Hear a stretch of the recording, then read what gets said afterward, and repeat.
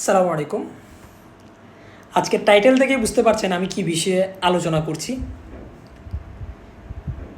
Artificial intelligence বা AI কি দাজ্জাল?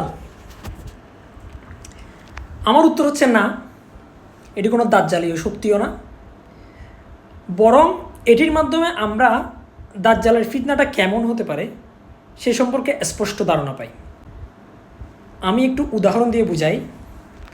ধরুন, এখন আমরা সবচেয়ে বেশি ইউজ করছি চ্যাট জিপিটিকে আপনি যেভাবে প্রশ্ন করবেন সে সেভাবে আপনার ফেভার উত্তর দিবে। আপনি যা চাইবেন তাই পাচ্ছেন। যে প্রশ্নটা করছেন আপনাকে সেই অনুযায়ী সে উত্তর দিচ্ছে। এভাবে আপনি ধীরে ধীরে যে কোনো বিষয়ে আপনি চ্যাট জিপিটির হেল্প নিচ্ছেন। তার মানে চ্যাট জিপিটির প্রতি এক প্রকার নির্ভরশীলতা তৈরি হচ্ছে। দাজ্জালীয় ফিতনাটাও কিন্তু ঠিক তেমনই। দাজ্জাল আপনাকে জান্নাত জাহান্নাম দুটোই দেখাবে।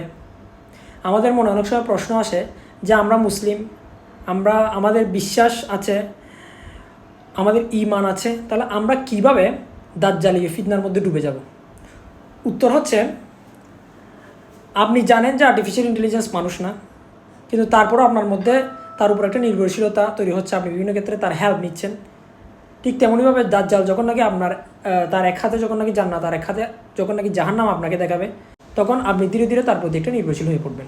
অর্থাৎ আমি বুঝাতে চাচ্ছি যে দাজ্জালীয় ফিতনাটাও ঠিক এভাবেই কাজ করবে। অর্থাৎ এক প্রকার নির্ভরশীলতা থেকেই মানুষ এদিকে ঝুঁকে যাবে, ইমান হারা হয়ে যাবে। তো এই সময়টা শেষ জামানা, এটার মধ্যে ইমান ধরে রাখাটা খুব কঠিন। আমি জাস্ট বুঝাতে চাচ্ছি যে এআই এর মাধ্যমে দাজ্জালের একটা ধারণা পাওয়া যাচ্ছে, তবে এআই কখনোই দাজ্জালীয় শক্তি না, বরং এআইকে আমরা ভালো কাজে ইউজ করতে পারি এবং আমরা বুঝতে পারি কীভাবে দাজ্জালীয় ফিতনাটা কাজ করতে পারে।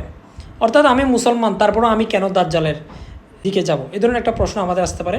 হ্যাঁ, আমাদের ইমান যখন শক্ত থাকবে আমরা কখনোই দাজ্জালীয় শক্তির দিকে বা দাজ্জালীয় ফিতনাতে পড়ব না।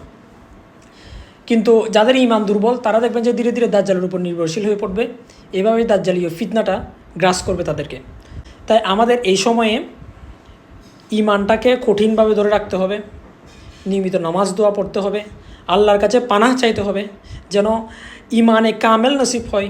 এটার জন্য প্রত্যেকটা সময় আমাদের দোয়া করতে হবে, ইমানে কামেলের জন্য দোয়া করতে হবে। এটাই সবচেয়ে বড় সম্পদ। আল্লাহ তাআলা আমাদের সবাইকে ইমানের সাথে চলার তৌফিক দান করুন। আল্লাহ তাআলা বলেছেন, বিসমিল্লাহির রহমানির রহিম, ইয়া আইয়ুহাল্লাযীনা আমানু দুখুলু ফিস-সিলমি কাফাতান ওয়া লা তাত্তাবিউ খুতুওয়াতিশ শাইতান ইন্নাহু লাকুম আদুউম মুবিন। অর্থাৎ, হে মুমিনগণ, তোমরা ইসলামে পূর্ণরূপে প্রবেশ করো এবং শয়তানের পদাঙ্ক অনুসরণ করো না, নিশ্চয় সে তোমাদের প্রকাশ্য শত্রু। আল্লাহ তাআলা আমাদের সবাইকে বুঝার তৌফিক দান করুন। আমিন।